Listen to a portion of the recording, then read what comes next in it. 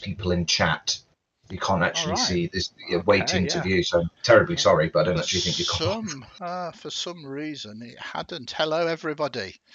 Um, Technologies are great. The Imps are in the work. Um, it was very good that you have told me that. Um, it's going to take a little moment for it to catch up. Hello and welcome. We're going to have to do all of that again, but we will cut it out in the edit. So first and foremost, sorry about that, technology live. We are picking up everybody now, which is great to see. So first and foremost, I'm afraid everybody, we are going to have to do introductions again. But it was good practice, rehearsal. We'll get it nailed this time. Hi, I'm Andy from Twisted Narrative, and I don't know how to make YouTube work. It is a problem. I will get over it very, very soon. I want to say that the bit that you've just missed was the most awesome part of the show, and unfortunately, we cannot repeat that, but that is the way that things go. So without further ado, we will have to introduce our fine cast for tonight. And first and foremost, I'm going to do this in a different order because I'm keeping you all on your toes. Jocelyn, introduce yourself, please, madam. I shall indeed. My name is Jocelyn, and I've been playing in Andy's games for about 3 years now, and playing D&D for about 3 years now. Mostly D&D, a couple other games. So this is a very new system to me. I am British, even though I don't sound like it, and so yeah, I know that my voice sounds a little odd, but hi. It's wonderful. It's wonderful. And thank you for joining us. Then we'll move to Michael. Hello, I'm Michael, and I've been playing Twisted Narrative for I think it's about 4 years, and I've just discovered where I'd left my dice for the past 2 to 3 COVID-infested years. So that was fun. Yeah, we will be using real dice tonight. Thank you very much, Michael. And then last but not least, Jack, please. Yes. So good evening, everybody. My name's Jack. I've been playing with D&D mainly with Andy for about 3 years now. So long time D&D, first time Imper. Just looking forward to whatever it is you're throwing at us tonight. So first and foremost, I did give everybody in chat a shout out. I will do that again. Hello to Skilgannon, to Kyle, to Welbeck, to Cara, to Leprechaun, to Elsa, to Robin, to Kimberly. We're working on Michael's camera, but occasionally he comes into some beautiful soft focus there, and it is good to see. Yes, I want to say a big thank you first and foremost, which I already have, but I am going to repeat myself, to our fine cast here, because as I said, there's not many people that will join a game where you can't tell them what on earth it's about, not because you want to keep things secret, because you haven't decided what it's about yet, but they've thrown themselves feet first. It's probably going to end up being head first into it, and yeah, it's all to play for. So I'm going to quickly go across the system that we're using, which is a sort of slightly altered Twisted Narrative system, just so you can follow along on the stream. So the way that the game is going to play out tonight, it's borrowed from a lot of other sort of very light role play systems. It's going to use only 3 stats. We're going to use a physical, we're going to use social, and we're going to use exploration. And all the characters, or rather the players, need to do is decide which one of those 3 sort of fits best to what they are attempting to do. And they have already allocated a pool of dice to each of those attributes. They've all started off with a total of 7 dice, and split that up between those 3 allocated dice. They will be looking for a number of successes, a trivial action, which technically we don't really need to roll for because they should succeed on that, but it might require a number of ones rather than just a single one. So for the fun of it, we might ask them to roll. It'll be like a 1. A kind of average difficulty will be like a number of 3s. But because this is all about imps, and because it is all about the layers of hell and the hellish hierarchy, if the players ever roll 3 6s, please tell me, because 666 is a very important number in this game. Beyond that, each of the characters have hope.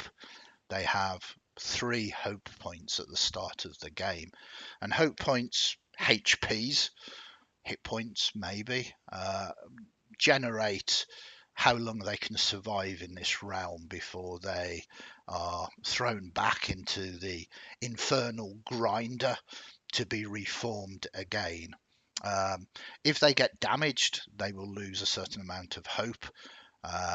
They can also spend hope to twist the narrative. See what I did there? This means they can change the outcome or send the story in a different way or line.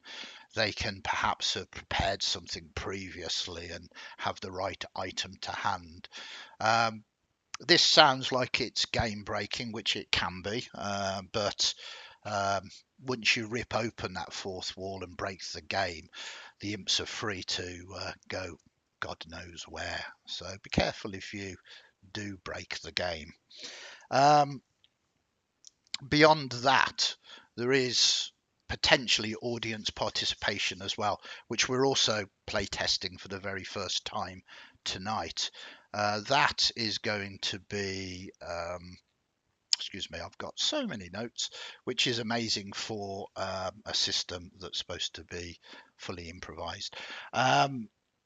There are 3 ways you as an audience potentially can have participation. There are potentially giving re-rolls for the characters if they have done particularly well or particularly bad. You can also get involved with trying to twist the narrative, and the easiest one is to call for Asmodeus, the Lord of Hell, to interrupt the players and maybe have a word with them. So I will be trying to, as well as running this game, monitoring the chat and seeing the kind of things that you're throwing out there. As I say, it is a play test for audience participation, so we don't know whether we're going to get so many really cool ideas that it's going to skew the game or whatever, or whether we need to put it into a degree of form. So please bear with us with that. But if you come up with some very cool ideas, I will 100% steal them. So the cooler your idea, the more likely it is to get included. In terms of time, maybe an hour and a half. Already spent 15 minutes, 7 of that not even being streamed. Maybe 2 hours, but no longer than sort of 10 o'clock tonight. We'll see how it goes, see how everybody's enjoying it. Players, are we all good with that? Everybody really happy? And believe me, there's been no rehearsals. All they really know is a little bit of background that they are starting off as imps, and beyond that, nothing else. So I will be switching to my notes, which no one will see. So if you need to get my attentions, please shout up, because I am devoid of multi-screens. Okay, so let us do this. You come into consciousness, you open your eyes, and although you know you've never been here before, you somehow know where it is. a green spawning pit and instruction chamber for new imps of Nessus, tiled with obsidian and black iron, clean, a bit chilly, and empty apart from other imps here. There is a small, neat line of uniforms, again, all green in colour, hanging from pegs along one footwall. And of course, as you look around, you instantly know that these strange eyes that are staring out from the wall, glyphs, not real eyeballs. I mean, why would you have real eyeballs in your walls? That's just creepy. These are image takers, so that Asmodeus can see all. And of course, it is without doubt 100% for your security. There are other imps here, and like you, they're slightly damp, rather confused, and very, very naked. Well, quite naked. For as you kind of look at them and your eyes wander, and they can't help drift occasionally, strategic locations on their bodies are hidden by a strange blurring, a cloud of pixelizations, and you realise as you glance down, so are yours. Or also, curiously, their names float above their heads. So, hopefully, everybody, you have thought of your names at the very least.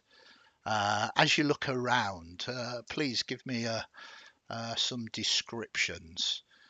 Oh no, wait there, before we do subscriptions, let's see how horny you are. We'll start off with you, Jack. Would you like to roll a d6? I would love to roll a d6 for horniness. That is a 4. Okay, a 4. Wow, your horns are Minotaur style. Big. But other than that definition of them, this is an improv show. Please describe your name, what words appear above your head, and obviously what your horns look like. So I think the name that pops above the head is Chibi, and whilst the horns may be big, I think Chibi is small for an imp. A little bit scrawny, a little bit scraggly. I think they would be looking to as soon as the time looks sensible to maybe go and pick up one of these uniforms to hide his respective modesty. It's all very well hidden. It's all in order. No one can see anything with these strange. But you don't. It's really strange. Do you sort of experiment? Do you see if there's actually like mist there, or? I don't think Chibi would. I think it's all just a bit. I think that it's all maybe coming back to him, maybe not. Mm-hmm. I think for now it's just looking around, maybe seeing what the other imps are doing, maybe just trying to sort of just mirror them for a little bit, that kind of thing. Okay. Until we get a lay of the land. So what do your horns look like? I'm intrigued. I mean, they're Minotaur-esque, but I mean, horns must be important here for imps. I think so. I think I would like so like he's quite small and scrawny, but he with that sort of Minotaur, but quite sort of disproportionately big. I feel on his head, ones that sort of go up and curl round and sort of come back round underneath his ears. Perfect. So you, without instruction, go to grab your uniform. Mm-hmm. Wow. I mean, you're a real go-getter, you are, aren't you? You're just like using your own initiative, which maybe's a good thing, provided you've guessed that's the best thing to do. But you've said it, and I have. Unless you want to spend one of your very, very scarce HPs to twist that narrative back, that is what you do. You move across and go to grab your uniform. How do you know it's your uniform? I don't think I have those memories, but I see them on the peg. I see the eyeballs. Chibi thinks this is maybe he should have been a bit more cautious and waited for some kind of go ahead. But it seems to be that this is initiative is a good thing, surely. Yeah. Maybe. Perfect. So cool. Okay, let us check Jocelyn's horniness. Roll a d6, please. 6. 6. Oh dear. I can never remember whether a 6 is a good thing or a bad thing, or maybe I don't need. Oh yes, wow. Stylish. It'll be interesting to see how you rock this. Kind of like one of those horny toads. You don't just have horns on your head, they sprout from all parts of your body. But that is the general description. Please let us know. Are they small, just kind of little, kind of studs, or are they large? What do they look like? Oh hell no! They are really quite sizable and very elegantly shaped into little sort of uh, seashell whorls. Oh, nice. And if you were to chat with her, you would find that her name above her head is Annie the Barber. And she has, or will have, once she's dried it out properly, because right now it's all damp and yucky, the most spectacular haircut, sort of dodging and weaving among all these horns. So that it's one of those things that you see in a stylist magazine, but no human being ever actually wears in the history of the human race, or the imp race. And she cannot wait to get her hands back on a pair of scissors so she can trim her fringe and get her hands on other people and make them look fabulous so that she can start working her way up. All right. All right. It seems that you've decided what your career path is already. You have ambition. I mean, ambition. So we have initiative and we have ambition. Interesting traits to have. I'm sure your great friend and overlord Asmodeus will approve of these things. Do you go and get your uniform as well, or a uniform? You do see that there is one that seems to have multiple holes in it, which you assume is possibly yours. Well, I scan the line of uniforms to look for either the one that looks nicest and would fit me, or the one that has the holes. And so I go up to check. I touch it and look it over to check and see if the holes would match my horns. Okay. I mean, you're not just pulling a uniform off. You're checking. I want the first roll of the evening. What I want is an exploration roll, unless you can argue for physical or social. Would argue for social, because I would turn around to everyone else who's getting out of the pool and say, "Hey everyone, there's an awful lot of uniforms up here, and everyone wants the best fit, right? So anyone mind if I go look at this? Because I think I'm going to be the easiest one to narrow down." Sounds good. Let's see how well it works, though. Give us a social roll. A 6, a 2, and a 1. Okay.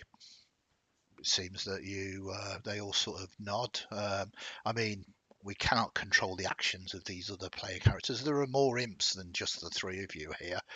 Do either of you two say anything or react to that, or are you happy for that to happen?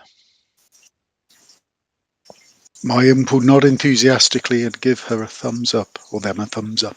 Okay. Same. Okay, so you go and you choose perhaps the best one. They are all green, and there is one that seems to have an awful lot of holes cut in it that your horns would sort of come through. Yes, perfect. And we don't want you to be left out, so give us a d6 roll, Michael. Let us see your level of horniness. Oh, a 5.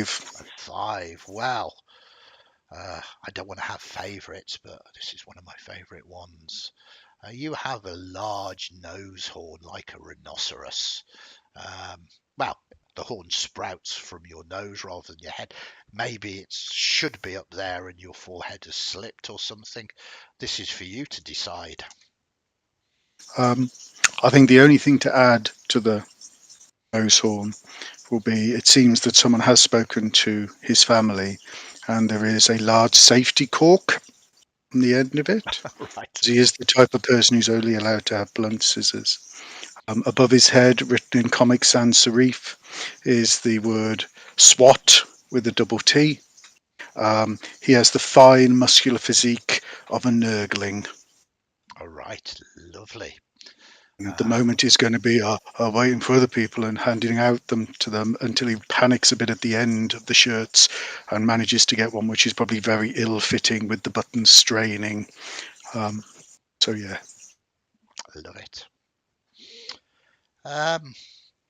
As you sort of start handing them out and getting ready, there is suddenly a voice that booms.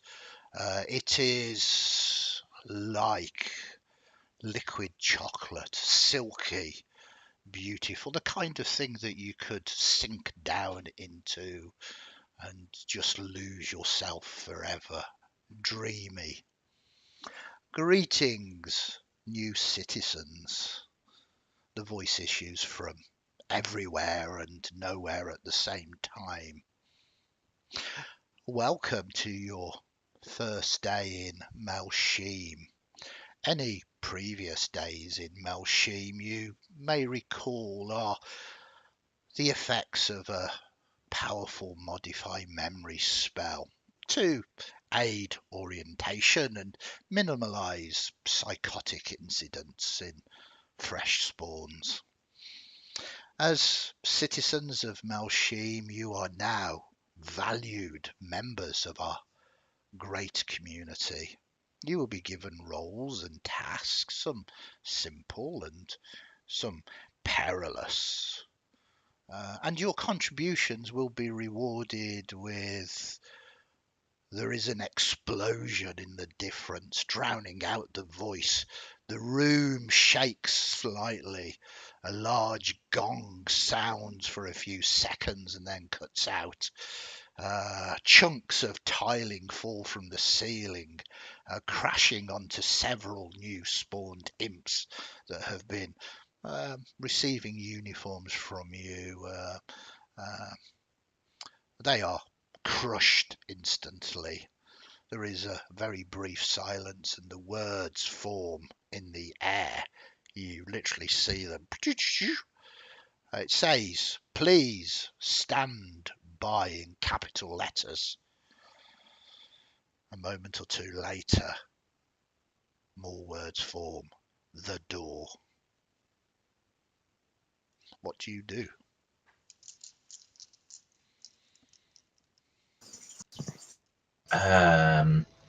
Chibi is very skittishly and quickly just going to go and hurry across to the door and just wait and see. Okay, use your initiative and you obey instructions. You kind of see these eyes. They're not eyeballs, as I say, they're glyphs. They're kind of carvings in the wall, but they seem to move as you move across. Every action that you take seems to be for your security. Of course. That is what Chibi does. What about the other two surviving imps? I mean, well done. You've managed to survive this far. It's only been a few moments since you were spawned last. I think SWAT is looking rather forlornly at the sort of broken off arms of the imp that he was handing a shirt to before some masonry fell on them. Is there a door? There is indeed a door. You hadn't noticed before, but yeah, there's definitely a door. And as you kind of questioned, where's the door? Is there a door? Suddenly, in front of your eyes, flashes a gigantic arrow pointing to the door. Again, you're kind of not sure if the arrow's there, or whether you're seeing it, or how does this magic work? Oh, that's awesome, Asman. And we'll waddle over to the door, pleased to be helped. Did you just call Asmodeus Asman? Asmodeus has like lots of syllables. You can't expect this poor chap to remember all that. He's fully expecting to end today as an armchair. That's his high point. Okay. What about our last surviving imp? Annie is gonna see the glowing arrow and think that it might actually be a trick, because this is hell, and hell is full of trickery, lawful trickery, but trickery nonetheless. And so she's going to look around to see if she sees a second door. Wow, trickery, you say? Trickery. I'm literally, everybody can see me. I've got a pen. I'm making a note of trickery in hell. Okay. You look around, and the arrow that is pointing you to the door, as you move, it sort of bends, kind of still pointing towards the door. And as you sort of turn round, you see it glow a very angry red colour. But you might see a door. Give me an exploration roll.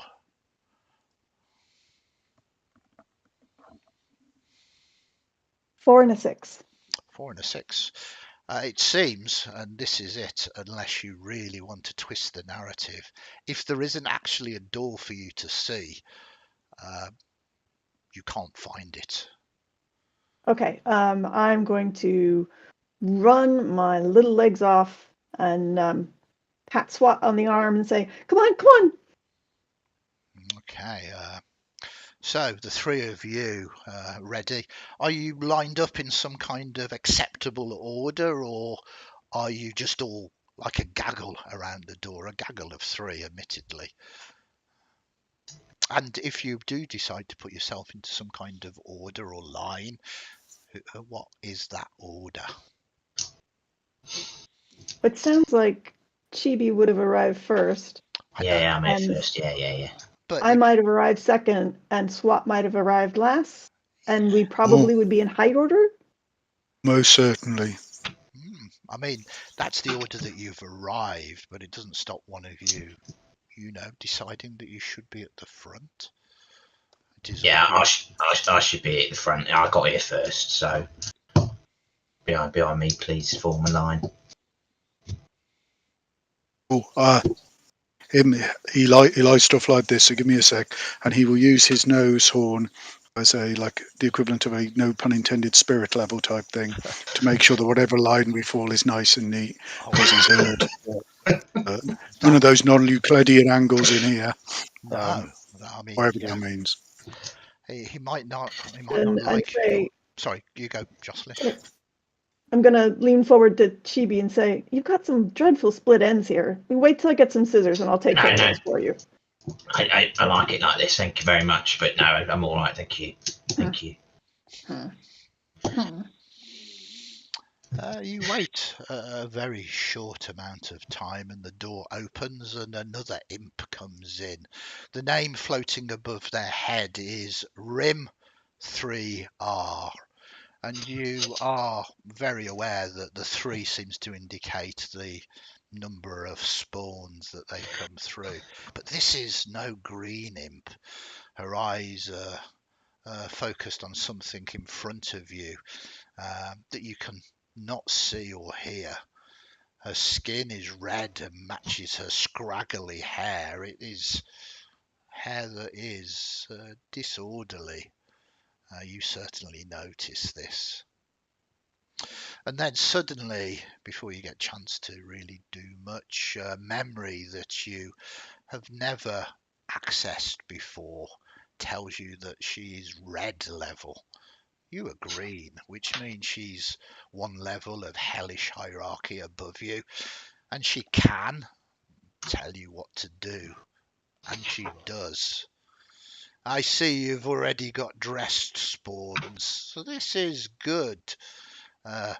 But Malsheen needs you. We've had a full-on malcontent attack on the lowest level of a nearby district, and it's all claws to the rump if you get what I mean. You don't need the rest of the briefing. If you need to know anything, look it up in the Heldex, through your Malsheen mind mashes. Everybody's got their MMMs running, right? Right? Everyone can see my name. She points to the words above her head. You all can? Yes, ma'am. You sure? Yeah. Yes. What Yes, does it ma'am. say? What does it say? Rimmer. Right, good. I perhaps shouldn't have said tell me out aloud, because if the other two can't see it, they know what my name is. No, I definitely saw it. You've got a little 3 at the end there. Yeah, 3. What they said. Right, well, great. Your Malsheen mind mashes is your link to your, and suddenly it flashes up in front of your eyes the words friend and overlord Asmodeus. But as friend hovers there, the R sort of glitches and disappears. I'll let you make of that what you wish. Information, directions, tasks, updates, hope, illusionary distractions, and the rest. It's all beamed straight into your tiny little minds. Anything else you need to know? Just say it. Asmodeus can see and hear everything. Everything you can. So you don't need to describe anything. Asmodeus knows already. He always knows. Do any of you try to focus on your mind mash at all? Yes. Chibi's going to try and focus on it to see what he can ascertain from it. Okay, it's just information overload as you start. You don't know whether this works outside of Malsheen or whether it is just contained to here, but you can access information. It doesn't give you knowledge, but it gives you information. Everything is called up on a sort of illusionary display in front of your face. It's nauseating and confusing, giving you a degree of vertigo. But as you connect to it and find out that it is truly 100% working, I would like another D6 roll, please, as you find something else out. That's a 2. A 2, very nice. Let me scroll up my notes. A 2. It's kind of interesting, really, as you get glimpses and you find a repressed memory. You believe it's your repressed memory, and you believe that you've just got promoted from a lemur who once was an evil wizard by the name of Gregory Jefferson III. Fell foul of Asmodeus, and as you know, the souls, when collected, if they are not used in a different way, are transformed into this fiendish sludge that you call a lemur, and it is from this stuff that imps are formed, and you are most definitely first foot on the ladder now. Nice, thank you. What of the rest of you? Okay. Well, you seem to be nodding, Jocelyn, so give us a roll as well. Okay. 4. 4. Well, yes. It's interesting, somewhat awkward, perhaps something you don't really want to say out aloud, but I'm going to say it out aloud anyway. You have a repressed memory that you were once a beautiful fey spirit that has become corrupted from Asmodeus and drawn into the infernal hierarchy. There is no redemption for you, but perhaps this maybe describes or illustrates your creativeness. You don't know whether it's a good thing to lean into this memory or not, but you have a yearning for the Feywild. What about our final imp?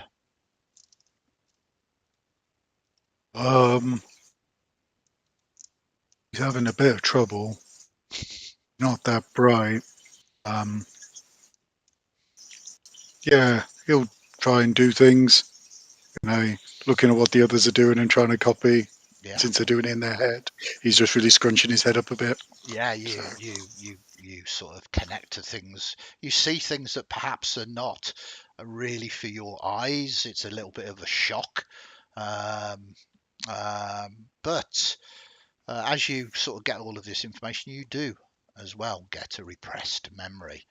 Let us see what that is.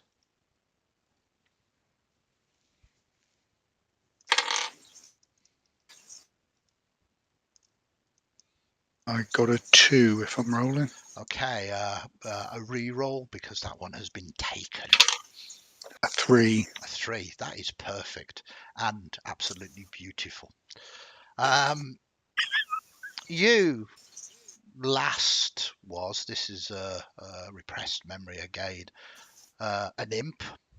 So you haven't got promoted or demoted, but you was a red, and you was a familiar, a very short-lived familiar who was summoned and used to set off a trap by a evil wizard by the name of Gregory Jefferson III.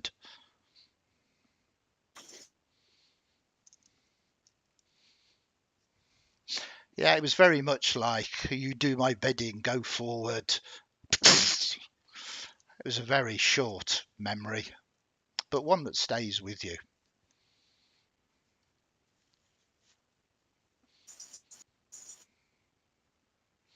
So, as you begin to sort of find your information and knowledge, is seeing how this thing works, is a truly amazing,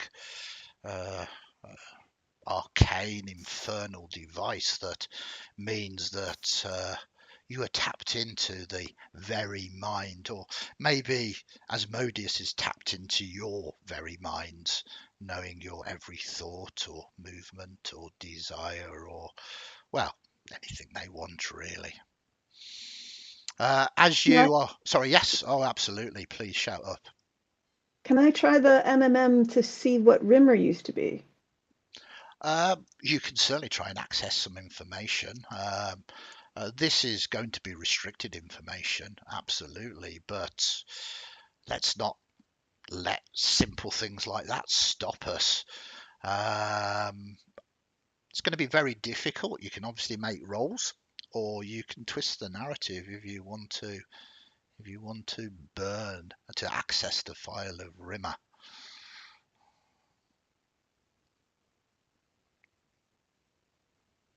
I think. Well, I think first of all, I would want to try to argue that this is social because I'm trying to form a social interaction. Oh, absolutely. With her. It's Okay. just what I am simply saying to you is that it is very difficult to do. Yeah. So I'm more than happy if it's you a social role, but you're going to need a number of high successes for it to succeed. Okay. Which, you might just fail. There might not be any repercussions to you putting your mind where it shouldn't be. But then again, there might be. Or you could just twist the narrative, lose a hope point, and let it succeed. Oh. I'm going to let it succeed. Okay, so describe to me how you twist the narrative to access secret information of an imp one level higher than you. Okay. So, I put in where it says access denied, I put in username Rimmer, the way she spelled it. Yep. And password username Brimmer and password lowercase RIMMER. Yeah. And it lets me in. Oh, just as simple as that. Yes. You're not going to Yes. hack the system. You just basically guess what their password is, basically. I'm from the Feywild. Things come strangely there. Are you announcing that to the world? I'm from No, the no, no, Fey. no, no, no, no, no. No. That's a little too much. I'm not saying any of this out loud. I'm engaging with it Yeah. in a No, way. I'm sort of off in the corner so that nobody sees me doing this. no, this is good. Because I want an unfair advantage over Chibi and Swat Yeah, to try and suck like. up to Rimmer. Can you and me just gather in that corner away from the other imps for the moment? Yeah. And let me just tell you, I'm Asmodeus. There are no secrets you can have from me. So you access this information, and oh yes, there's a lot of juicy information on Rimmer. I mean, literally, the word Jobsworth was created for Rimmer. I mean, it didn't exist before Rimmer. Rimmer came, and then the word Jobsworth was invented for them. If they can claim any kind of prestige, status on anybody else's behalf, on their actions, they will do. They will. They will say that it was their idea. They will take all of the praise and all of the benefits. They are not particularly the best social climber, as you realise the 3 indicates. This is their 3rd actual spawning, not their 3rd spawn, but the 3rd time that they have completely started afresh again. But there are huge reports, normally from Rimmer, about how Greens have done this wrong or done that wrong, how they fundamentally shouldn't be doing this, and claiming all of the benefits and praise for themselves. Yeah, they are a complete job's worth, and not to be trusted at all. Or that is, if you get on their side, their right side, and maybe they will carry you along with them and forsake the others in your ascent to the heights of Archdevil. Alrighty. So you have all of that information. Rimmer says, why are you in that corner there? What are you doing? Just reading up on the situation so that we have our best chance. Your best chance, yes. Yes, of course. It is a matter of importance, and it is important to me that you do your jobs properly. Right. Please, on your way. On your way. Yep. On the way. Before you go, don't forget your mops. That is what you're going. You're not obviously going to do anything, of importance. You are greens. You're going to be mopping up the sludge. That's fine. Anything the benevolent leader wants, more than happy to be of service. Absolutely. Well, that one said. So do you grab your mops? Chewie definitely does. Mm-hmm. Okay. As you leave the room, the silky voice of Asmodeus sounds once again. Congratulations on joining Malsheen Workforce, citizens. Please accept 1 hope, each as a bonus. Hope can be spent on necessities or luxuries, including increasing your status in the hellish hierarchy. Before you continue, though, ask yourselves these 3 questions. 1, do I have all my equipment with me? 2, do I know where I'm going? 4, do I know what to do when I get there? And 6, do any of the people around me look like mutants, malcontents, or any form of traitors? If the answer to any of these questions is no, or in some cases yes, then ask your mission briefing operative for clarification. Good luck with your mission, citizens. And the voice dissipates again.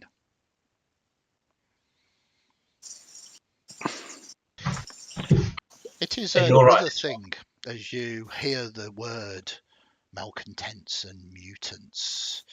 Your MMMs, your mind mashes flash in front of you again. Jocelyn, roll me a d6, please.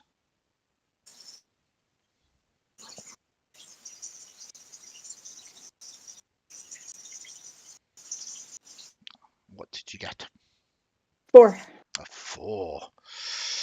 Oh, right. You do indeed have a special mutation that, again, you might want to keep to yourself for a number of reasons. It seems that your mutation is gaseous discharge. I'm going to leave that up to you, how it manifests, what it does. This is Imp-Rov, but your mutation, and it's most definitely a mutation, is that you can seem to have gaseous discharges. It might be beneficial, it might cause harm, it might just be very rude. But that is perhaps something else that you wish to keep a secret. We'll mix things up and say, Jack, you let us see what your mutation is. Is a 1. A 1. Your 1 is empathy. Now, this doesn't mean that you're empathic with others. It means you can read their feelings. You can sense what they're feeling. Again, feel free to use it. It's not something that you particularly want to mention. You're all aware when you have these memories. You're looking down a list of mutations are bad. They are signs of taint, abyssal taint. Report any mutations immediately to your superiors so that you may be disposed of. Having a mutation seems that it will get you respawned very, very rapidly. And last but not least, let us see what our final imp has. A 5. Oh, 5. 5 is quite simple. You have a phobia. I will let you choose what that phobia is. There is something perhaps wrong with you, but you can keep that a secret and bring it out whenever you wish to. But if this phobia, this fear is uncovered as a mutation, again, spawn of chaos, of demons, it's not a good thing. But of course, you all look suspiciously at each other, wondering whether there are any mutations amongst your allies. Are you going to say something, Michael? Yeah. You two, can I have some help here, please? Can we see each other's MMMs? No, it's like a heads-up display, so you can see each other's names, but does anyone know how to reset this thing? I accidentally. Well, there was this demon prince from another Circle of Hell, and he had 100 million soul coins that he was willing to transfer over, and he just wanted some details. And I pressed some buttons, and now I'm just full of these little windows appear. I don't. Oh, I can't help you with that, mate. You're on your own with that one. You're just gonna have to. Yeah, you're gonna have to get some anti-MMM's virusy software thing. I'm not touching that. I'm sorry, pal. Right. I think I remember that from a past life. It was really, really bad. Oh, I don't know. Maybe talk to Rimmer. Ask Rimmer for help. She can help. Nah, you'll all be all right. right. What? Just keep it. Don't worry about it. Just is it like blurring your vision and stuff like that?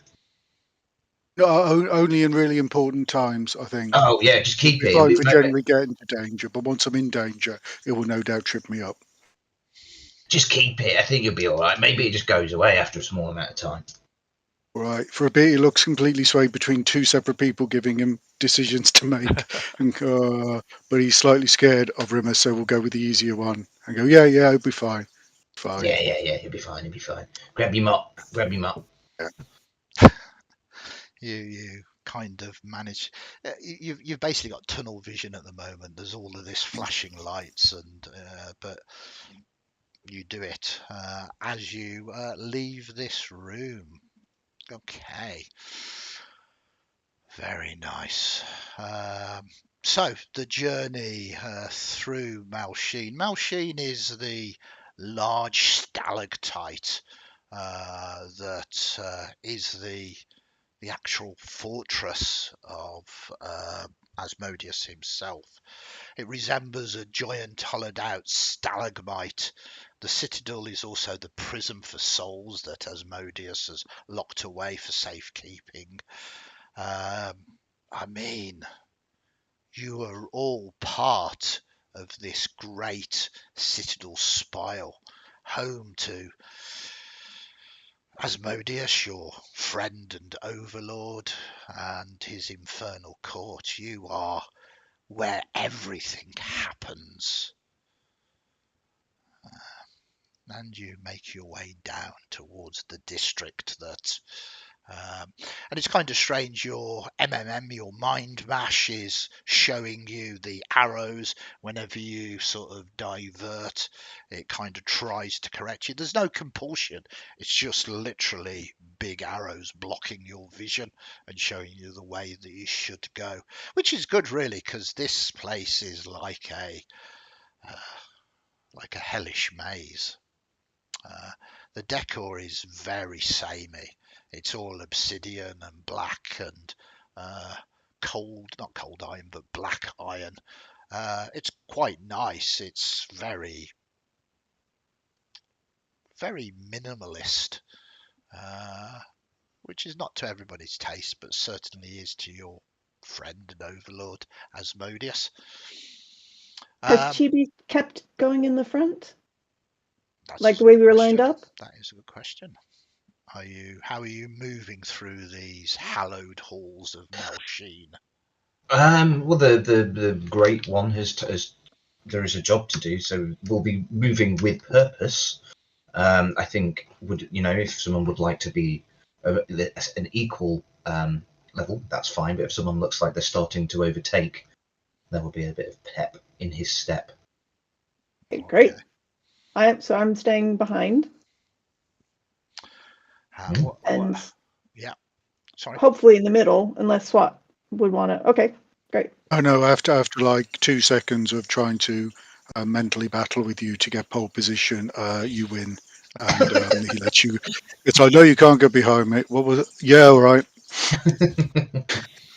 Yeah, I've got to get there. Yeah, it's crack on. Okay, you eventually find your place.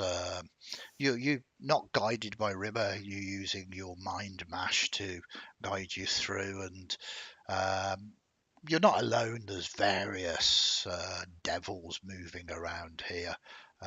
Some that are sort of bearded and barbed and all sorts, really.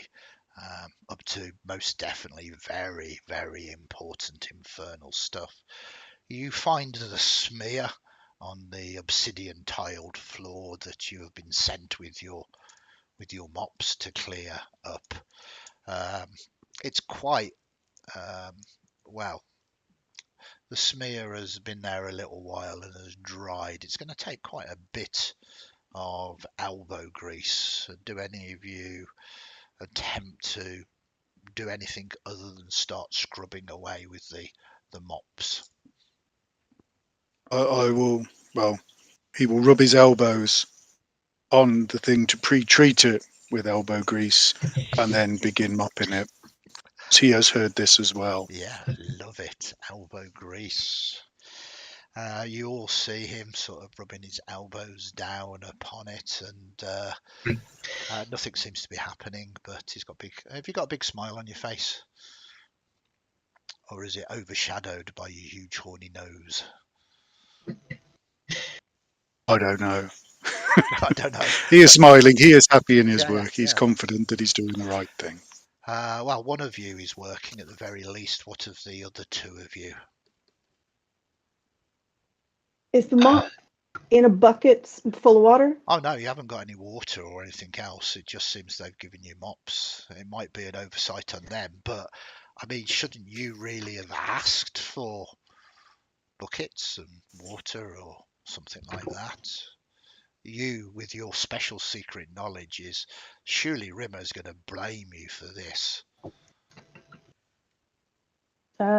Surely so. I am going to turn into a. I'm going to turn into a knucklehead trout. Okay. So long and thanks for all the fish. An imp's ability, all imps can shapeshift, and Yes. You turn into a trout and flapping about on the floor. I'm flapping about on the floor, and presumably I don't materialize from absolute nothing. I would have been in water, so there would be water between my scales, and there would be some water in my gills and some water in my throat, and I flop around and try and get it a little bit damp. I mean, I very much like that, but I'm not sure that's how shape-shifting works.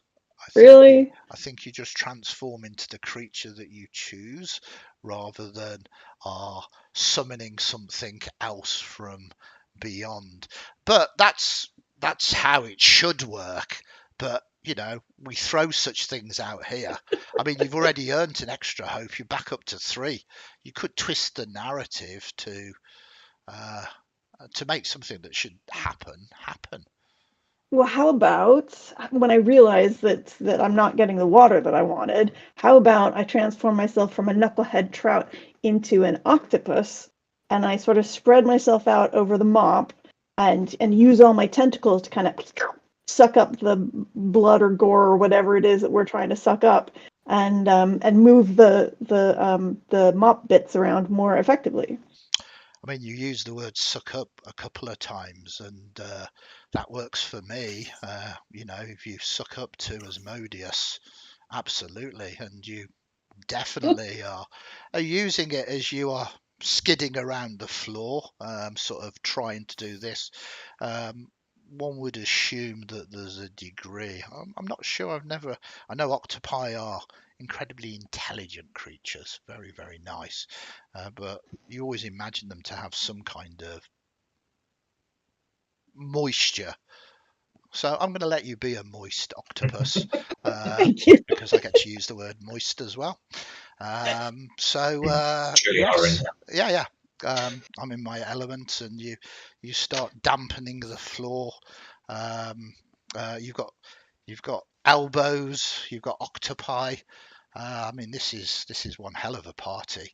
Are you just watching it go by, or is there anything that Chibi's going to do? No. He is going to be using the mop, but obviously with waterless.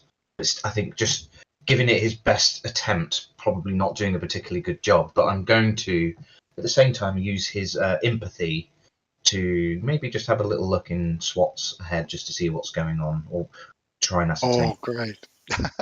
Okay. When the trout appears, SWAT has 1,000-yard stare.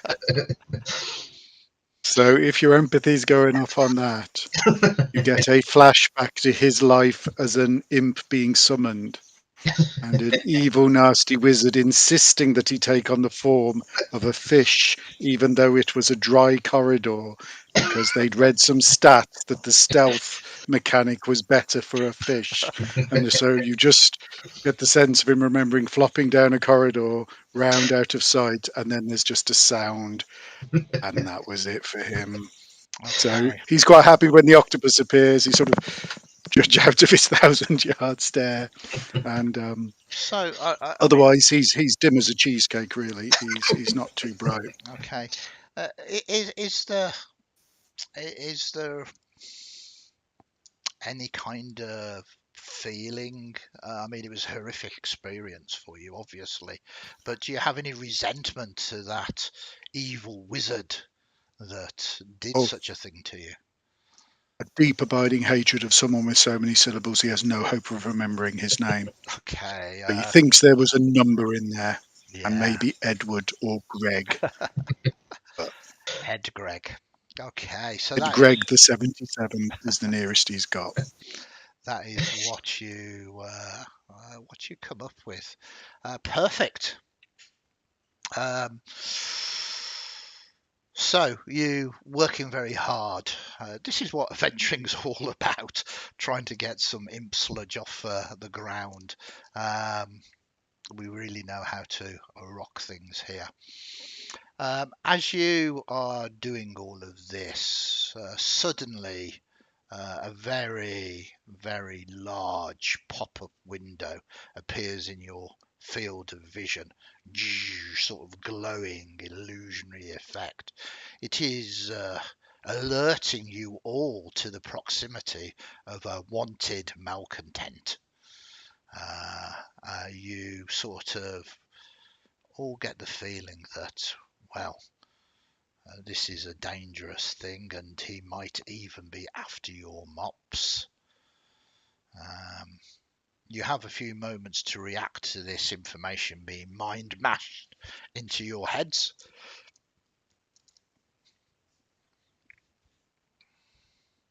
I'm ready. I'm ready to receive. Okay, so Yeah. I mean, tell me how you prepare. What are you going to do?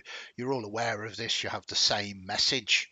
I mean, let's face it, one of you might have some pop-up windows of other things as well.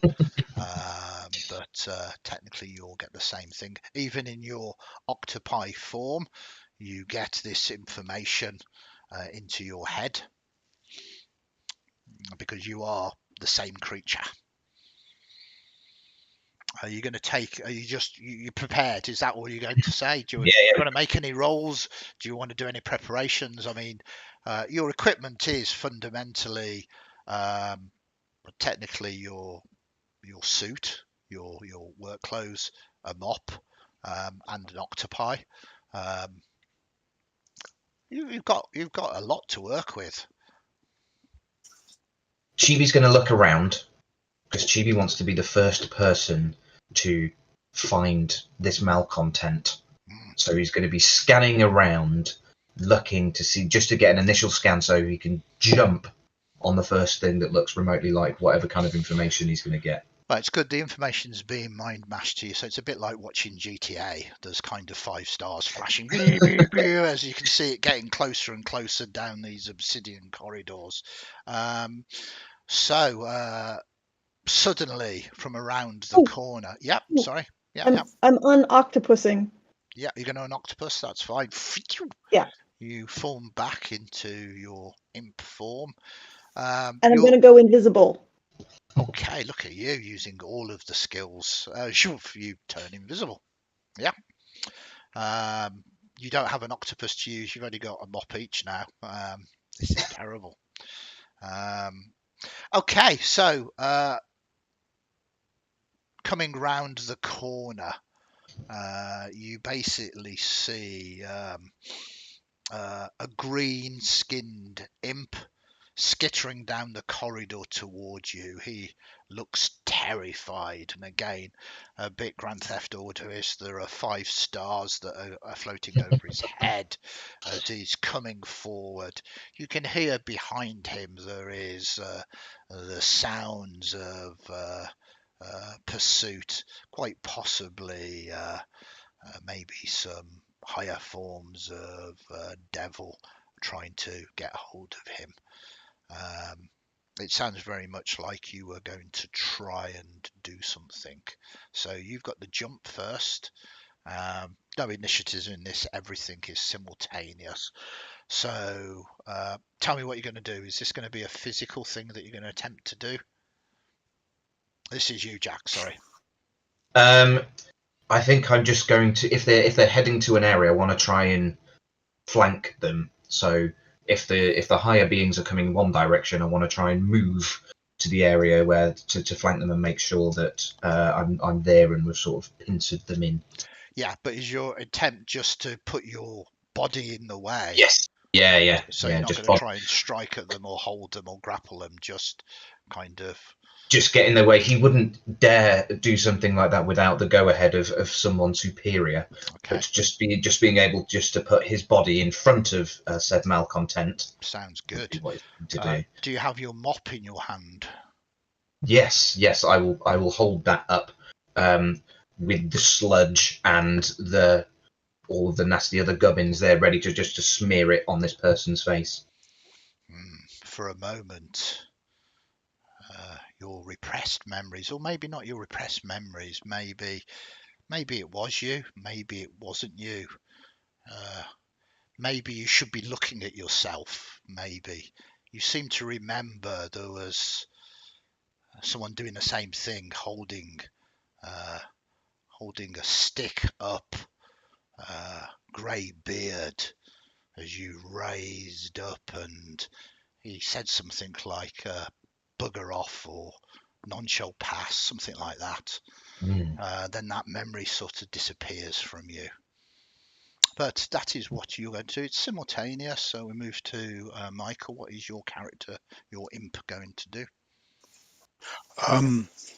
SWAT will cry death to Malcolm and will charge at Malcolm Tennant with his noseblade horn charging in. Okay. So you're going to drop you and you're actually going to charge in. Yeah. With my head. With your head. I like it. And last but not least, you are now invisible. What is your intention?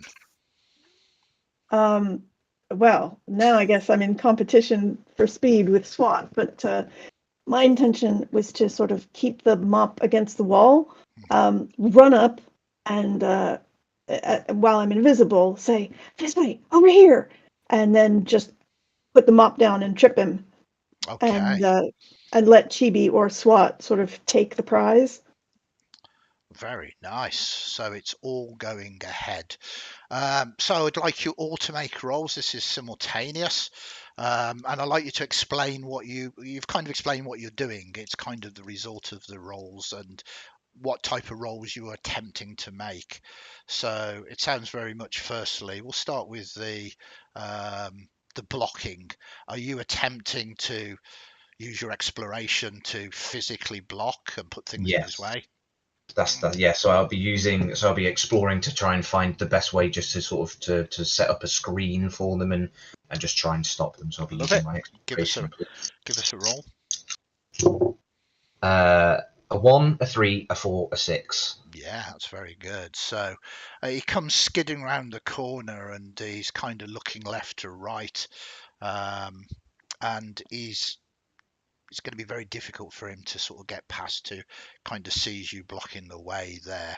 I think then, invisible imp, you're going to move forward. Are you using what skill to try and trick him? My primary skill is going to be social, to trick him into slowing down. A deception, absolutely. He's just terrified running forward, green-skinned like you. He kind of sees Chibi in the way. 5 and a 1 and a 1. That's okay. It's fine. There's no fails in here. You only needed one success and you got a 5. So you kind of whisper over here, and as that you stick out the mop. Yes, is that right? So he comes charging forward, sort of changes his direction rapidly, You kind of whisper, it's kind of one moment, there is this flash of relief as he thinks that he's going to be safe. Suddenly he trips and falls, begins flying through the air, and you charging forward with your head down. Is this going to be a physical? Yeah. Thank you, as boss. Thank you, boss, for sending him. And we'll make a physical.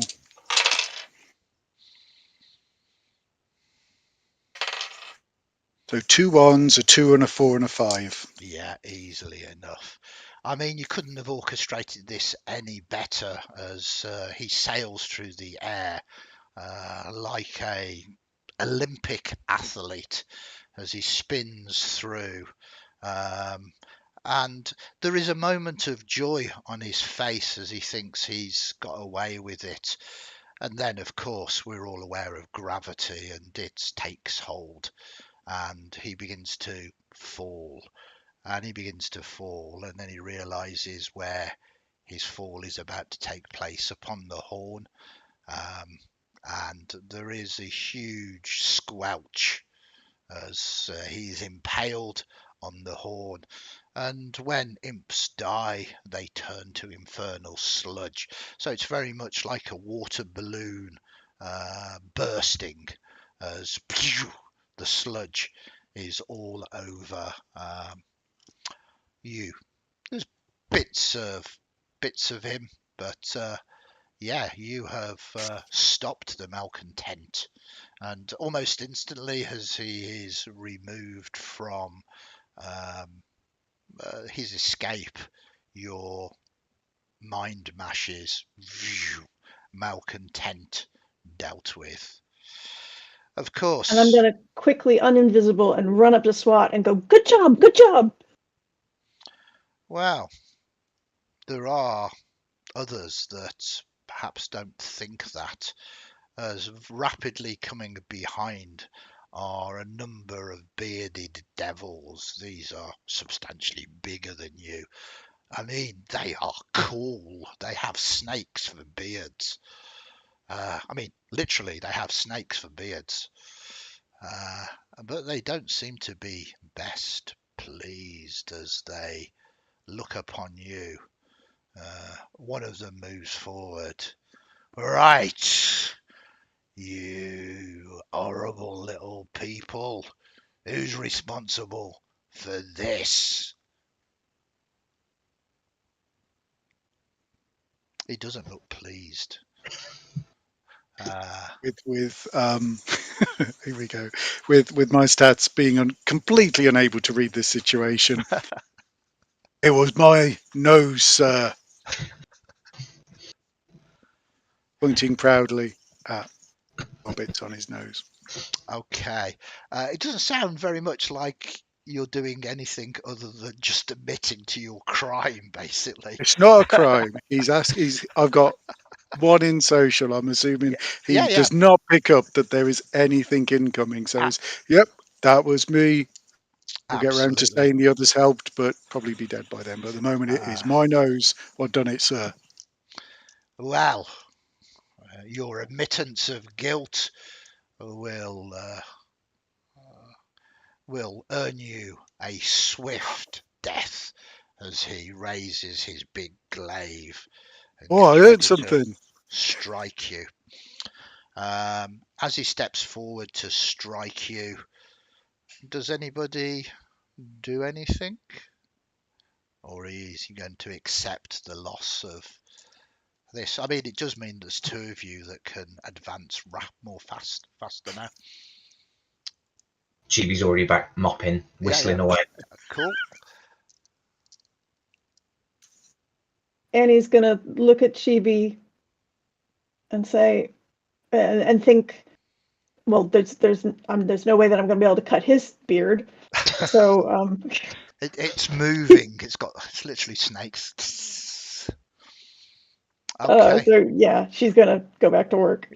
I mean, do you just go back to work, or do you present the target, or do you just skulk away?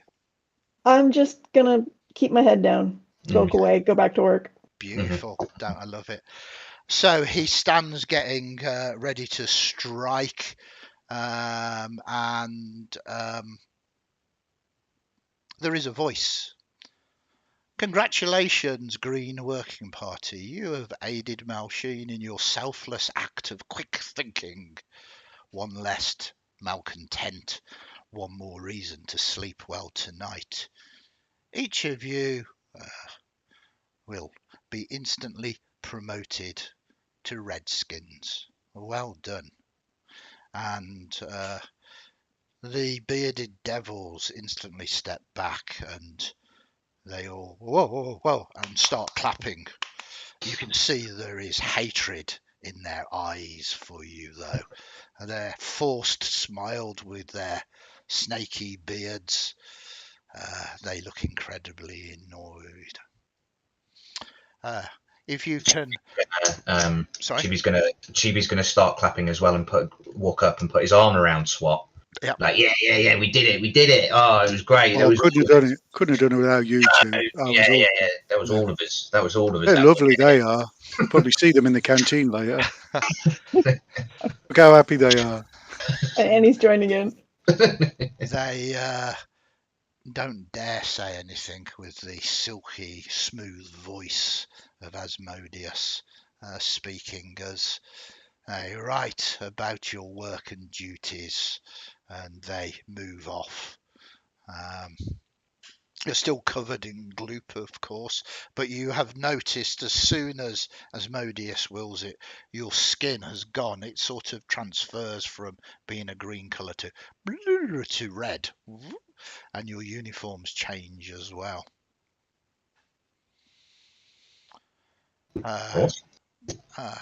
Asmodeus says, your friend and overlord here would like you, once you have finished your duties here, to report back to Imp-Rov for further tasks now that you are Reds.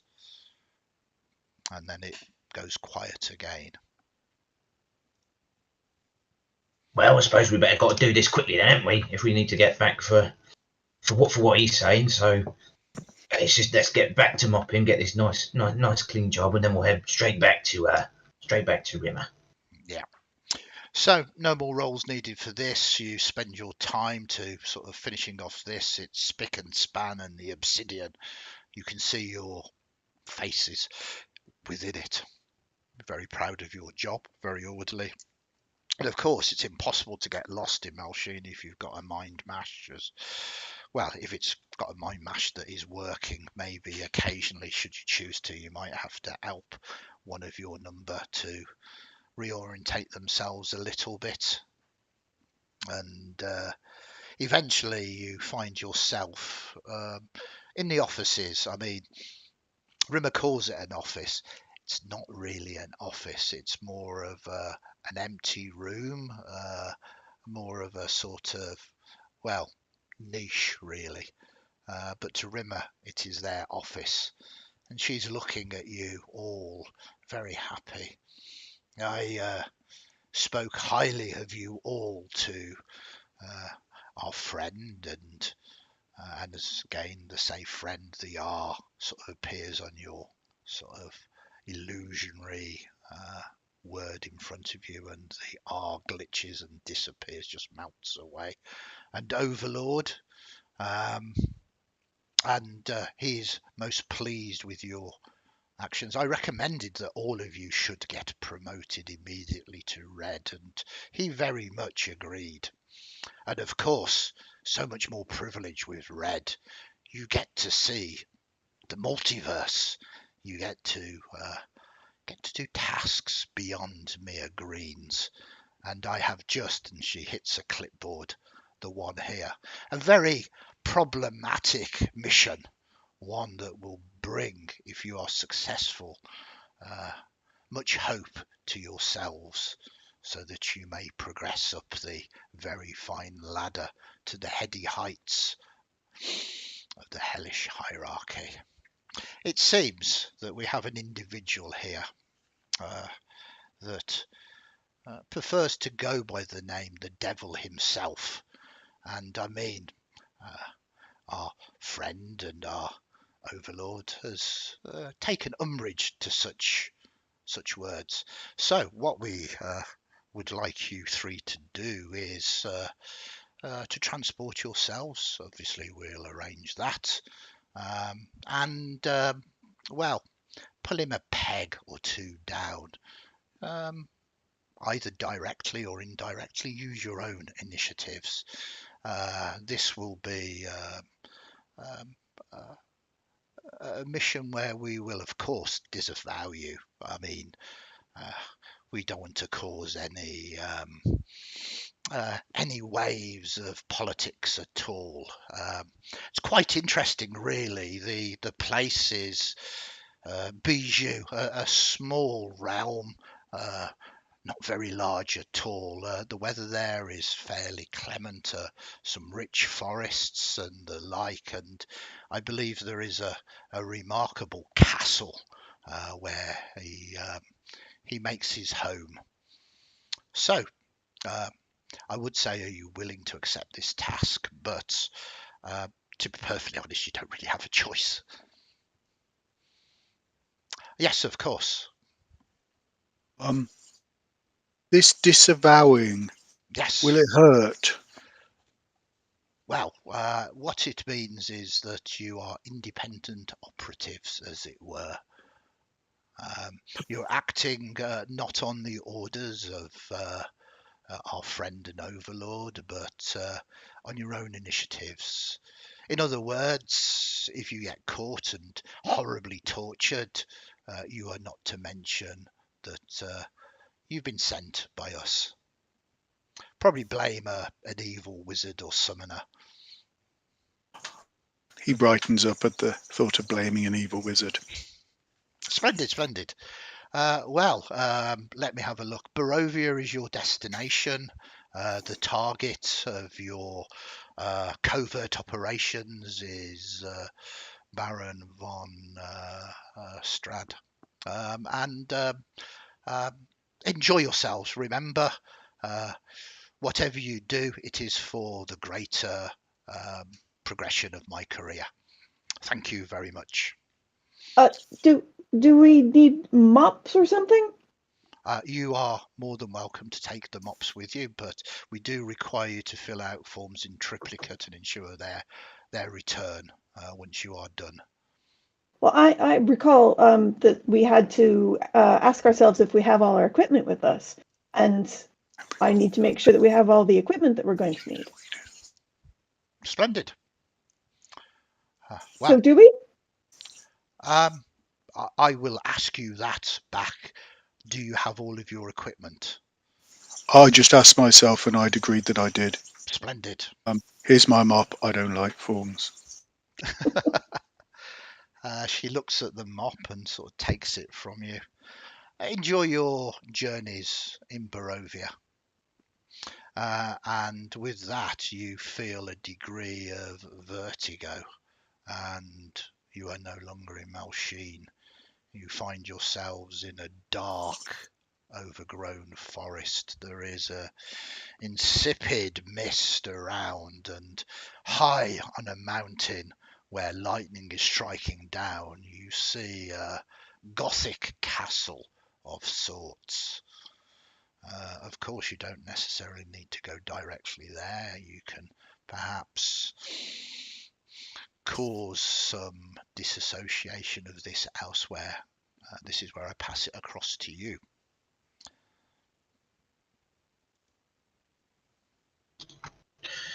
Right, well, I suppose if we've got the idea is we've got to go take this Strahd down. We need to go do this straight away, don't we? Be easy enough. Sounds easy enough. Right. We can all fly, and we can all see in the dark. Mm-hmm. You've got the horn. Any wizard we see, we kill. Because they're gits. You may not have been here before. I've been there, man. I've been there. They make you appear, and they make you appear in wherever they want, and then they send you round corners, and so many of us didn't make it back. I tell you what, if we see a wizard, you can kill them. How about that? How about that? Yeah. Now, I've never even seen a wizard. What do they look like? pointy heads, and they're squishy. Oh, Pointy heads and squishy. Yeah, Like and they their spend head goes ages. like this, Yeah, and you go like that to their middles? and if they're squishy, they're probably a wizard. Okay. I'll keep my eyes open. Yeah, and they like having log names, and I think they must come from big families because they're named with numbers as well. What, like Like Rimmer with the 3? Yeah, but it usually comes at their end. Like mine was Marbeline Gregory the 57th or something, the one that did for me. Oh, They have that's a really long, crazy pretentious name. names. I know. Yes. They sound horrible, whatever they are. Yeah. Yeah. Have you ever seen one, Chibi? No, not me. No, never seen one. Huh. Never seen anything like that. But, you know, where if we come across something like that, it's what could take it down. Are they like imp size or like person size or like mountain sized? They're like person sized, but like scrawny. You know, Okay. really, really fragile. Fragile but squishy. Yeah. They're surrounded by like other mortals who you think are protecting them, but really they're rather sick of them, to be fair. And you get the sense they'd be okay if you killed them. Especially at the end of the day when they seem to not be as much use as at the morning. Just All for right. just for your information as well, you feel your mind mash has gone. You have no direction or instructions. You are free. Maybe Asmodeus can sense you, or maybe you are free at the moment to act on your own initiatives. Well, should we head for the mountain so we can get a better view, or head straight for the castle? What do you think? I think straight for the castle. You know, we can say so. We fly around it. It's not going to give us any trouble. Okay. No, because we can, like what you said, flying and the invisibility. Yes. So we'll make ourselves invisible. Oh, Andy, as we look around, if we were trying to say to take on an appearance that would fit in with the environment, are there any creatures that perhaps can fly that there are hundreds of billions of within this location? Ravens, that glorious of creature. You could easily be a raven. I mean, Strad must love ravens. There are a lot of them here, so it makes sense. Ravens it is, I suppose, then, eh? I mean, to be fair, you could give me an exploration roll if you want to see if you can see anything else that is of use. A single 3. At the height of his intellect. Yeah, no, but this is it. One success. It's an average roll. You've got a choice, actually. It is only a choice of 2. There's a lot of ravens, but there's also bats. A lot of bats as well.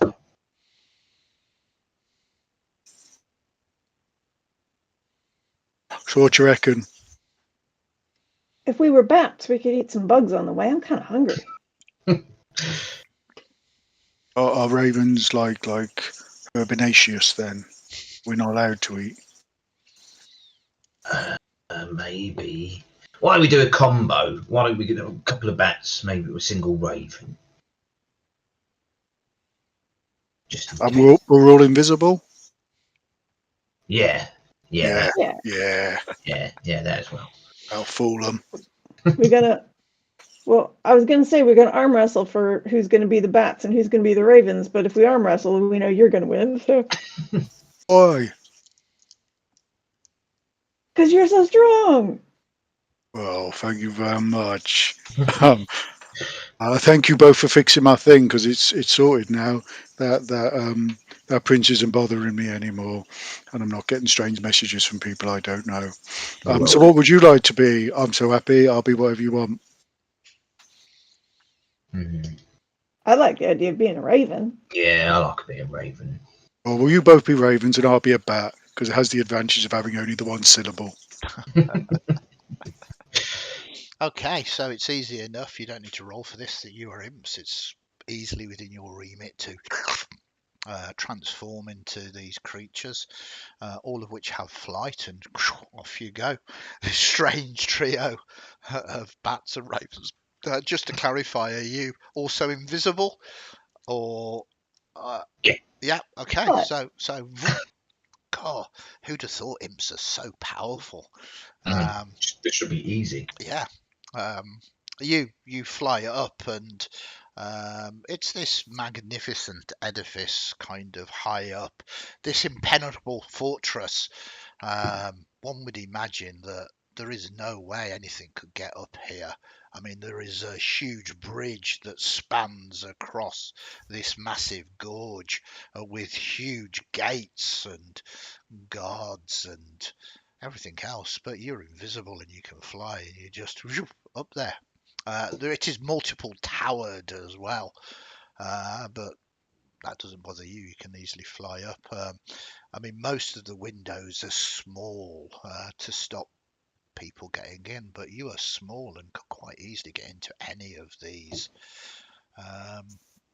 Where or how or what would you like to do?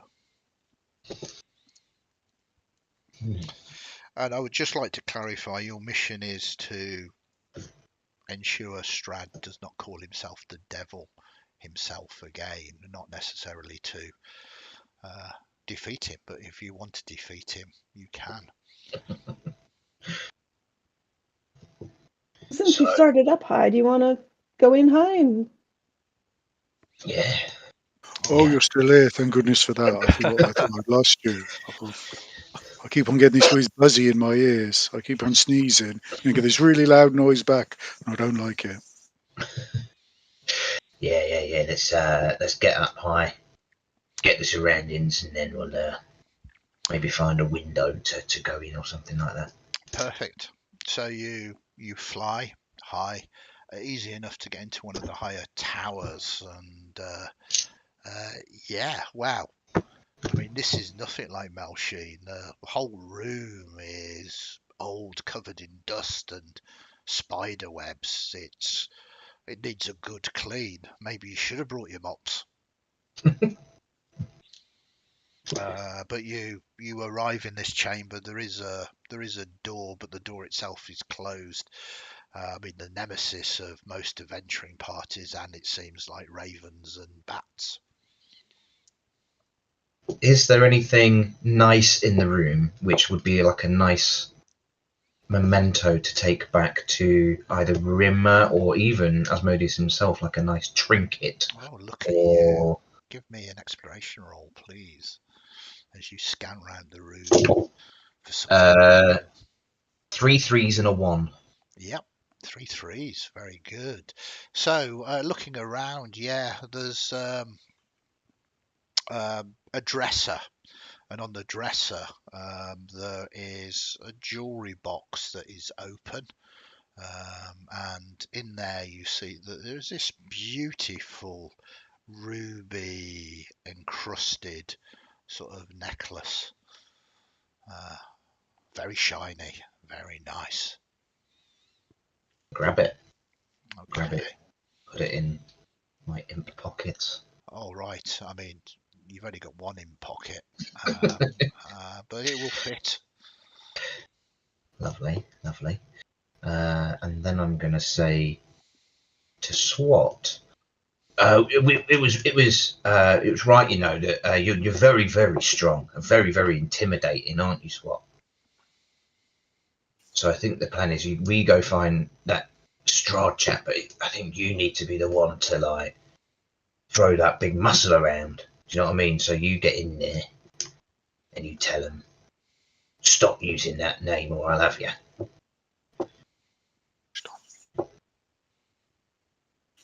Yeah, sure. Yeah, we'll do. But Yeah? for the rest of the time travelling, there may be effects on stealth as he is muttering, "Stop using that name, I'll have you. Stop using that name, I'll have you." Yeah. That's good. Right, let's go find him. I'm You gonna say take Chibi aside. Okay, so when that fails, what are you and I gonna do? wing it.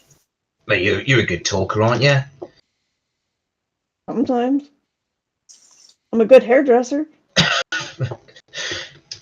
Well, I don't know what this straw is, but you could always ask him if they do him a favour. Give him a nice do for stop using the name of the devil. Up to you if when you're doing the cutting, maybe the blade goes across his throat, or maybe you just give him a nice haircut. I'll leave that up to you.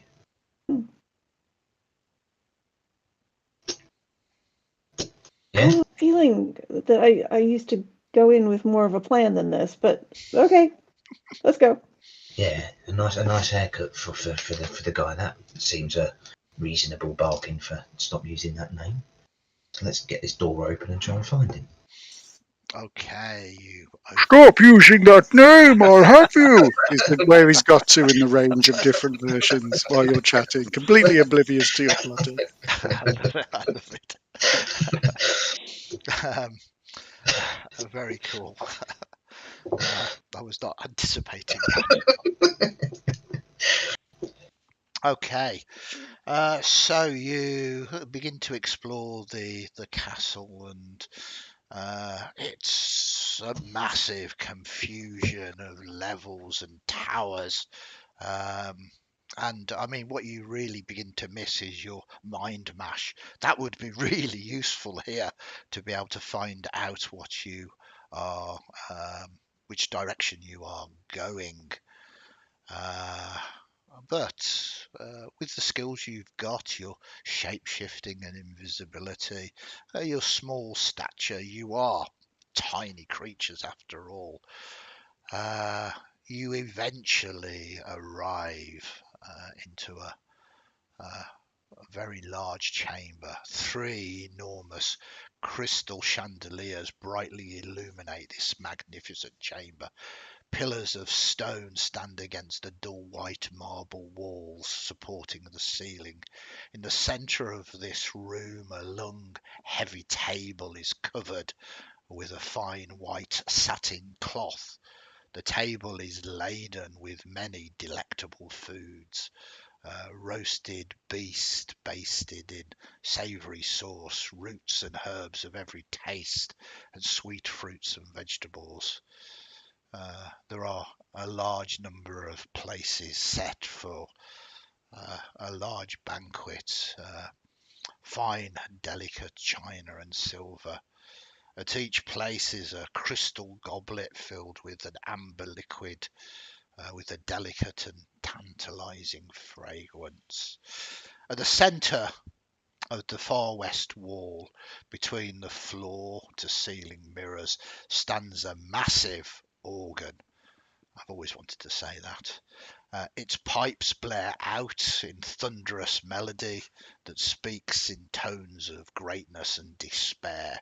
Seated at the organ, facing away from you, is a single caped figure who pounds the keys in raptured ecstasy. This, without any doubt, is the target. It is Strad, the one that calls him, or is called, the devil himself. He hasn't noticed you as yet.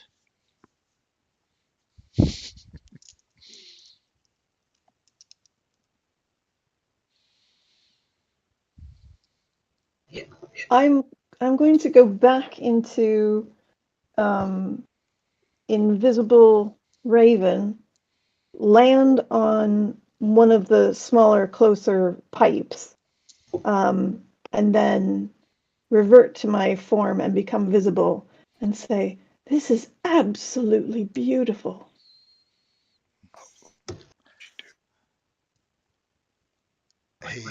He sort of stops for a moment, and his pale face begins to sort of look up. What in the 9 hells are you? I'm out of the 9 hells, and I am Annie the Barber. The barber, I like the ring of that. It sounds interesting, like you wish to cut one's hair, but perhaps do more, if you know what I mean. Oh, you mean? And of course I want to do more. So what is a servant of Asmodeus here for? Hey, what is your master up to now? Well, lately he's heard tell of your incredible skills on this instrument. I am very And good playing with my organ. he has heard that as well. Hmm. And he thinks that there might be a more fitting title for you. A shout goes out, depending upon what social thing. Do you want me to roll? Because I kind of want to squeak. As a cry goes. Yeah, go for it. I'm gonna. What do you say? Exactly what he's been told to say. Yeah. Stop using that name, or I'll. Pauses for dramatic effect. Have you? He sort of rises and looks. I see. He's waving at me now. He saw me. Chippy, he saw me. Yeah, Job done. Yeah, I'm just going to pop in the corner here, pal. You keep waving at him. You keep waving You keep an eye. Good plan. Yeah, just from the corner over here. What is the problem with your fiendish overlord? There is no problem with our fiendish overlord. Our fiendish overlord is devoid of problems. So you admit you are in the service of Asmodeus, then? Proudly, he's my boss. Made me red. I was green. He must be very proud of you. What does he seek to achieve? My soul is already spoken for. It is already damned, as you will know this, as he has probably briefed you at length about all of the atrocities that I have done, all for the name of love. He goes into his tragic backstory, which is pages long and, to be honest, very, very dull.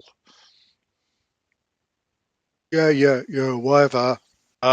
Anyway, he just wants you to stop using that name. Which or he'll have you. name? Strad is my name. Oh, the big devil, king devil, devil man. What Devilly, is this nonsense? I don't call myself that. Yes, are you calling Asmodeus a liar?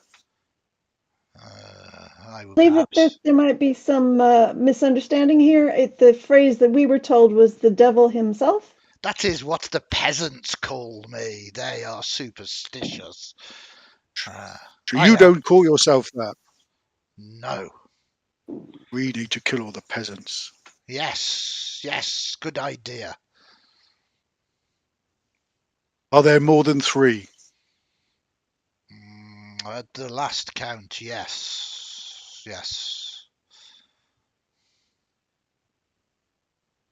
Swat shuts up for a bit while he does maths. This could take a while.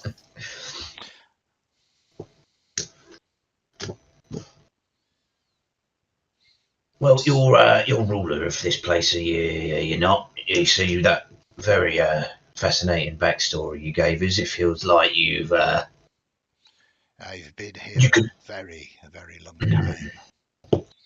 could you not put forward a decree that says stop calling me the devil himself? Or I'll have you. I have to say, it displeases me being confused for a fiend. I feel that it is not quite appropriate for someone of my lineage, noble and great.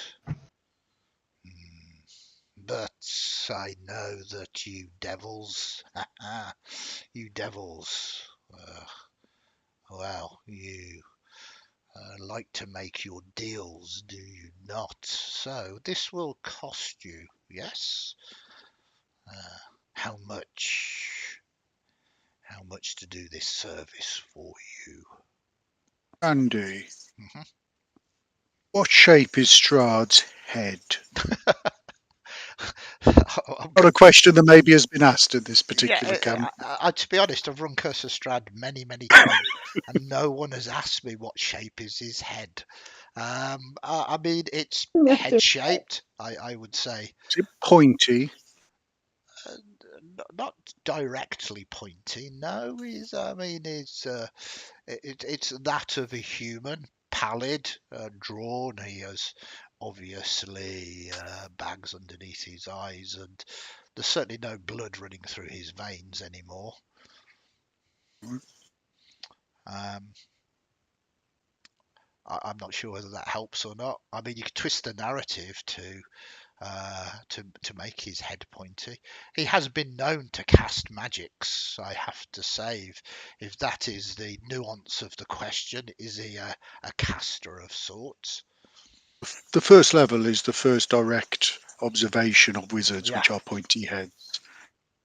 So he'll be wandering around trying to get angles to check that his head is a flat and not pointy. He says, "What is But this? you know, I enjoyed your what is it? You are a feisty one, challenging me, Strahd, in his own castle. I am impressed at your bravado." what me? Why are you looking at my head so strangely? To see of the veracity of your words, to see if you had a pointy head, as we have had intel that pointy-headed people are not to be trusted. They're vicious, callous people who don't care and make you turn into fish. I have literally no idea what you are talking about. Oh, you To are come you are not like us. Sorry, you carry on. to come back to the original issue of how you or others refer to yourself, and you make a good point about devils, because we were definitely told that you called yourself the devil himself. And nothing is going to satisfy Asmodeus until we demonstrate that you have been, as it was put to us, pulled down a peg or two. So And I think, you are telling me this to my face now. yes, I am. Because I don't think that there is any point in us trying to beat you. And I don't think there's any point in you trying to beat Asmodeus. So I think we should all come to a mutually satisfactory conclusion here, where we're not in hell and there's nobody staring at us.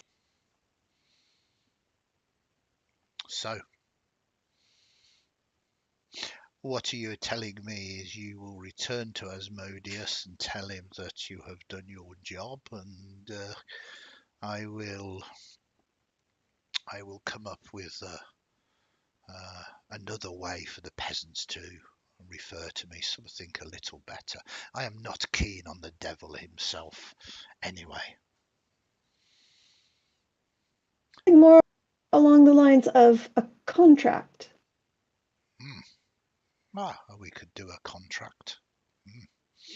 I'm afraid It should be quite simple. If you don't call yourself the devil himself, and you simply assert that, and we all sign it, and we get it notarized, copy for everybody, and then yes, have some sort of arrangement by which the peasants call you something different, so it doesn't catch on.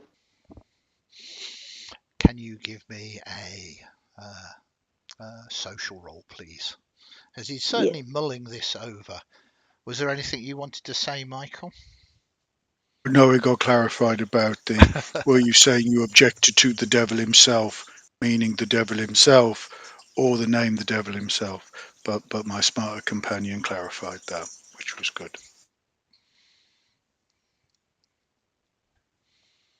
2 3s and a 5. Okay. I think we have an accord. As you say, I do not wish to step upon the toes of Asmodeus. So, form this contract and make sure it is well written. No trickery here. None whatsoever, as long as our 3 names are on it. Ah, yes, I would be interested in knowing your 3 names. Ah. Chibi. Hmm. So, We spend most of our time in hell, so it's better to tell him our name. Yeah? Then yeah, okay, yeah, yes, we will tell you our names. Well, I've already told you mine. Do you have a name that you want to be referred to other than the devil himself? Because obviously we are from. I am not the devil himself. It is the peasants, the great unwashed. If you were to estimate, what fraction of are they all unwashed? I don't go round sniffing peasants. Would you say that somewhere in those peasants there might be wizards? Oh, indeed, they are a pain in my bottom, a thorn in my side, coming up thinking that they can simply cast their magics and bring my downfall. I have slayed many of them, and many more will fall to me. Oh, that's great. I didn't know they actually attack people with their heads. I will stop doing that if they are the pain in your bottom with their pointy heads and thorns in your sides. I have I will not stop been doing that. penetrated by a wizard's head. Well, good. So we could maybe reinforce this and get the ball rolling with your smelly peasants by killing some of them, Oh, indeed, some you pointy have ones. free rein. In fact, there's a small group of adventurers that have arrived. They've been hanging around, causing a little bit of trouble. Be at them. Free will. I believe there is a wizard amongst them. Very, very much. So, you create this infernal contract. He looks it over. Is there any trickery here that you're attempting to do, or are you just quite simply trying to achieve your task? No trickery as such. I think obviously wants to, he's going to suggest that maybe people start calling him something like Colin or something like that, and try and refer it as this is a terrifying name in the Nine Hells, and would be equally as terrifying in inducing. Okay, Colin. I mean, that's going to be a very difficult role to do, but of course, you've got some hope. You could twist the narrative. I'm going to twist the narrative, please. I'll donate some extra to Death in the Name of Archlord Colin. I'd give a hope for that. And I mean, we've hit 10 o'clock, so I think that is the amazing point. As now I will be rapidly typing an email to Wizards of the Coast WotC that it is canon now that they should change the name of Strad to Colin. For certainly in my multiverse, in this multiverse of yours, that has just been achieved. Awesome. Brilliant. I think that is the perfect point. Straight on 10 o'clock to bring it to a sweet end for now, as you have succeeded. A little bit of post-credits narrative, as some of you might want to rage round Barovia, killing anybody with a slightly pointed head. Strad is now referred not as the devil himself, but Colin. And you return successful, finally dragged back to Nessus and Malsheen, successful. Unfortunately, as usual, Rimmer has, claimed the success for themselves. But you remain to be Reds, and get ready for your next away trip in whatever realm you're sent to do whatever task Asmodeus wills. We do have documentation in our name, though. So indeed. we can, at some point in the future, Rimmer has said, sneak that past her. of course, I asked them to get documentation of their name. But of course, you can do that. It sounds almost like, Jocelyn, you want to play a sequel to this at some point. What? So, as I say, we are hitting 10 o'clock now. I want to say a big thank you to Jack, Jocelyn, and Michael for taking part in this very experimental playtest. I hope all of you have enjoyed it. Maybe we will chat about it tomorrow night on the 6 o'clock club at 6 o'clock tomorrow night. That is how it works, unless you're watching this on catch up, in which case it will be at 6 o'clock club sometime in the past or the future, or ever how it works. Multiversal travel.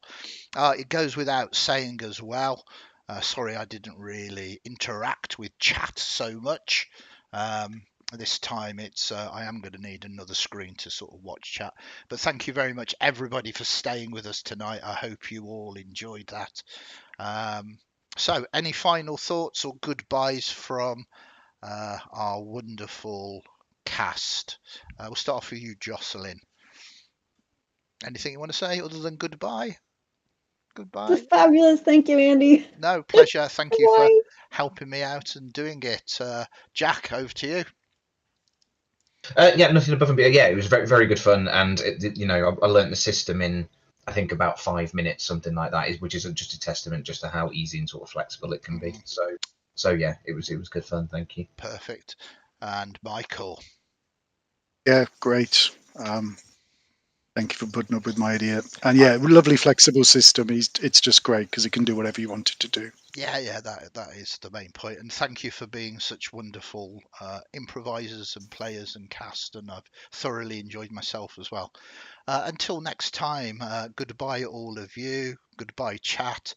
I will catch you all next time. Thank you very much, everybody. Bye for now.